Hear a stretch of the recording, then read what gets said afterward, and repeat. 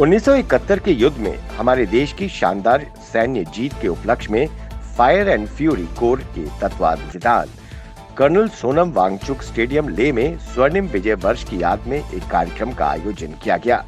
इस अवसर पर लद्दाख के लेफ्टिनेंट गवर्नर आर के माथुर व लेफ्टिनेंट जनरल पीजे के मेनन उपस्थित थे।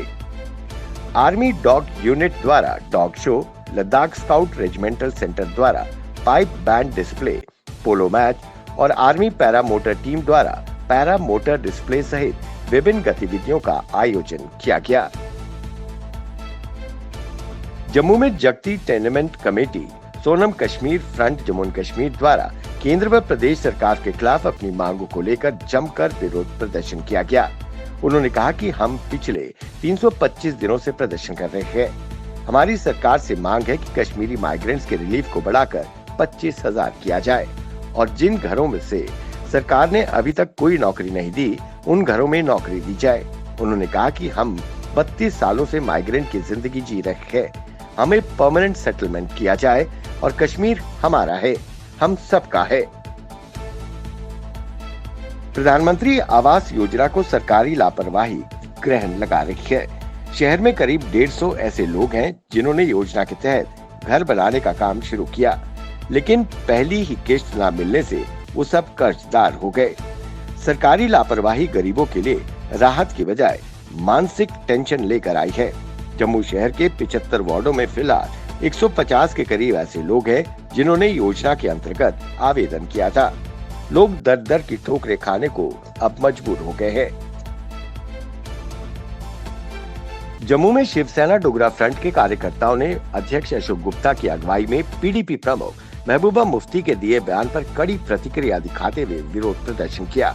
अशोक गुप्ता ने कहा कि भारत को तालिबान का डर दिखाकर व जम्मू कश्मीर के युवाओं को संज्ञा तालिबानियों से करना राष्ट्रद्रोह है। वहीं उन्होंने कहा कि महबूबा ने कहा कि हमारा सब्र टूट जाएगा, वो तालिबानी भाषा बोल रही है। वहीं उन्होंने कहा कि सभी को तिहाड़ जेल भेज देना चाहिए। जम्मू में पूर्व वित्त मंत्री अरुण जेटली की पुण्यतिथि पर बीजेपी की ओर से एक श्रद्धांजलि सभा का आयोजन किया गया। इस मौके पर पूर्व मंत्री सत शर्मा और पार्टी कार्यकर्ताओं ने भावभीनी श्रद्धांजलि अर्पित की और उनकी उपलब्धियों को याद किया। एसडीएम चंद्रकिशोर शर्मा द्वारा अखनूर के अलग अलग विभागों का दौरा कर अटेंडेंस रजिस्टर चेक किए गए।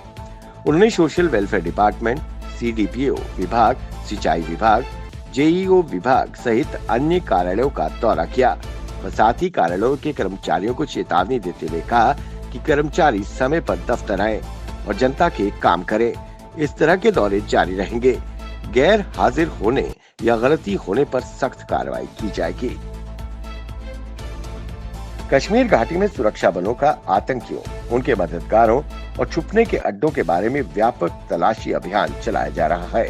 इसी क्रम में भारतीय सेना की असम राइफल्स ने आज उत्तरी कश्मीर के बांदीपुरा के नागमर्ग के जंगलों से आतंकियों के एक अड्डे का भंडाफोड़ किया है और भारी मात्रा में हथियार और गोला बारूद बरामद किया, जिसमें 10 यूबीजीएल ग्रेनेड, 2 चाइनीज ग्रेनेड व अन्य आपत्तिजनक सामग्री बरामद की गई है। बनिहाल के बांगकोट इलाके में एक जंगली भालू द्वारा 33 वर्षीय इमरान अहमद मीर पर हमला कर उसे गंभीर रूप से घायल कर दिया। बुरी तरह घायल को उपचार के लिए एसडीएच बनिहाल लाया गया। प्राथमिक उपचार के बाद उसे एसएमएचएस श्रीनगर अस्पताल रेफर कर दिया गया। इस व्यक्ति के चेहरे पर कई घाव आए हैं, वहीं कई जगह मल्टीपल फ्रैक्चर भी हुआ है। हालांकि मरीज की स्थिति स्थिर बताई जा रही है। उत्तरी कश्मीर के बारामूला जिले के सोपुर के पेडसीर गांव में जारी मुठभेड़ में एक और आतंकवादी मारा गया है, जिससे मरने वाले आतंकियों की संख्या 3 हो गई है। वहीं तलाशी अभियान के दौरान मारे गए आतंकियों से भारी मात्रा में गोला बारूद, हथियार व आपत्तिजनक सामग्री बरामद की गई है। इसकी जानकारी आईजी कश्मीर जोन विजय कुमार ने दी। बांदीपुरा जिले में अपनी तरह का पहला अस्पताल, स्थानीय युवा डॉक्टर इम्तियाज ने नौकरी छोड़कर अपने क्षेत्र में एक अस्पताल स्थापित किया है, जिसके माध्यम से वो इस क्षेत्र के जरूरतमंद लोगों का मुफ्त में इलाज करने की कोशिश कर रहे हैं। साथ ही अल्ट्रासाउंड, एक्सरे, ब्लड बैंक ऐसी कई अन्य सुविधाएं मुहैया कराने की दिशा में आगे बढ़ रही है। वहीं डॉक्टर इम्तियाज ने कहा कि निकट भविष्य में प्रत्येक विभाग यहाँ काम करना शुरू कर देगा। अब यहाँ सब सुविधाएं जल्द उपलब्ध होंगी, जिसके लिए उन्हें श्रीनगर और जम्मू कश्मीर से बाहर जाना पड़ता है। श्रीनगर में People's Alliance for Gupkar Declaration की बैठक हुई। इस बैठक के दौरान एक प्रस्ताव पारित किया गया, जिसमें अनुच्छेद 370-35A की बहाली, जम्मू कश्मीर लद्दाख को पूर्ण राज्य का दर्जा देने की मांग की गई।